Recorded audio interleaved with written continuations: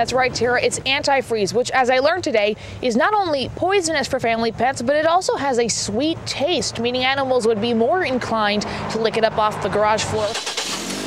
When temperatures get this low, experts say it's okay to cut your dog's walk short. We're told that Governor Perry will be speaking with the media after the event. This is an ongoing storm. They've been focusing their snow plowing efforts on the busiest roads. And when Dubuque County residents say they have to be dug out of their homes, they're not kidding. Check out this monster. Beyond imagination here, just a catastrophe zone. The county is using so little road salt this year. They're still working with the materials left over from last year. But the vote is also about a safety concern. At both Cascade and Western Dubuque high schools, people can walk in the front door virtually undetected. Across the Mississippi River, Illinois here followed suit some 23 years later in 1874. The last time that Barack Obama was here in Decorah, it was in the fall of 2007 when he was still a presidential hopeful.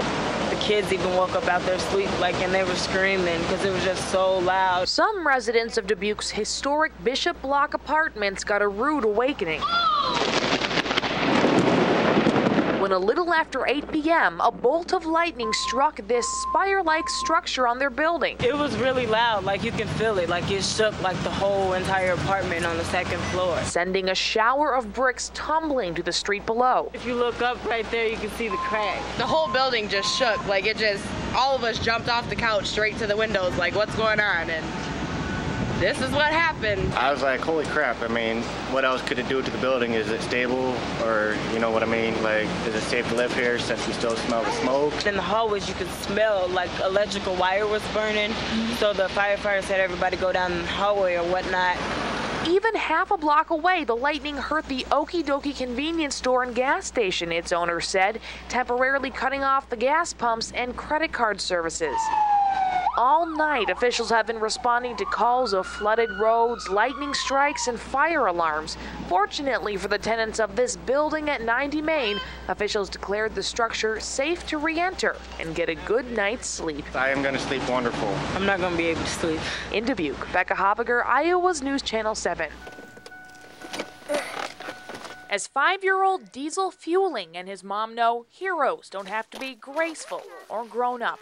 They learned that in late January when a routine trip to the library nearly ended in disaster. We had gone to Alcater just to run some errands, and on the way home, my blood sugar got low. Stacy Fueling, who has diabetes, was having a hypoglycemic episode while driving. At first, I didn't know what was wrong. But Diesel knew his mom wasn't okay. Fueling managed to dial her husband's phone number. And then I just handed the phone to him so he could talk to my husband and kind of explain how to get it into park or neutral or something so we weren't going down the road anymore. I steered it with my mom's hand on the steering wheel. With the vehicle inching along and Fueling disoriented, Diesel managed to shift into park. I just put it up as far as it would go. He then directed his dad to the scene by knowing a nearby neighbor. I didn't even know what street we were on, but I knew the person's name that we were by. Diesel saved 3 lives that evening. Fueling is pregnant with the family's 3rd child. Well, he's my hero. Of course, I'm very proud of him, always have been. I did my best.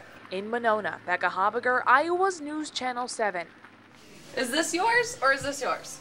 Where's your name? The first thing you notice about Kyle Stumpf is his smile. He has Down syndrome, but he's Kyle. Kyle's dad, Bill Stumpf, doesn't use the word retarded. Unfortunately, in the past was a way to define people. So, and in the early days, it probably wasn't meant as a negative thing, but it's sort of turned into that. Stumpf and his daughter, Carol Wallert, work at Hills and Dales, where Kyle attends an adult day program. They say the R word lumps people into a category rather than focusing on individual qualities. It generalizes him to the point that they have a picture of him in their brain, and that's not who he is. He's Kyle. He walks, he talks, he goes to work, he pays his taxes.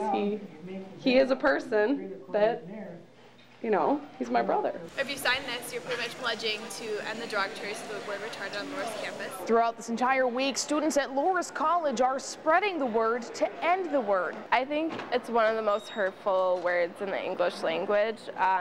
I think that when people use it, they oftentimes don't really understand the implications. She says she regularly hears fellow students using the R word as a negative term. People with intellectual disabilities are not dumb or stupid in any way. They just learn differently. Think about people first. It's as easy as that. Replacing the R word with respect. In Dubuque, Becca Habegger, Iowa's News Channel 7. Well, Tara, you can tell just down here in the downtown area, the wind has been whipping like this all day, and the driving conditions have been a little slow going. I certainly have been out in the elements myself. Now, city officials say that since, as you said, this is an ongoing storm, they've been focusing their snow plowing efforts on the busiest roads, and that some of the residential roads might not see a snow plow until tomorrow. They do ask for the public's patience on that. And of course, with this cold weather comes higher demands placed on housing programs and shelters, but it's a need that has been growing over the past few years due to a chilly economic climate. They also say that shelters and housing projects here in Dubuque and throughout eastern Iowa are always looking for donations, not just the financial kind, though those do help, but also basic needs such as coffee, toothpaste, warm wool socks in this cold winter weather.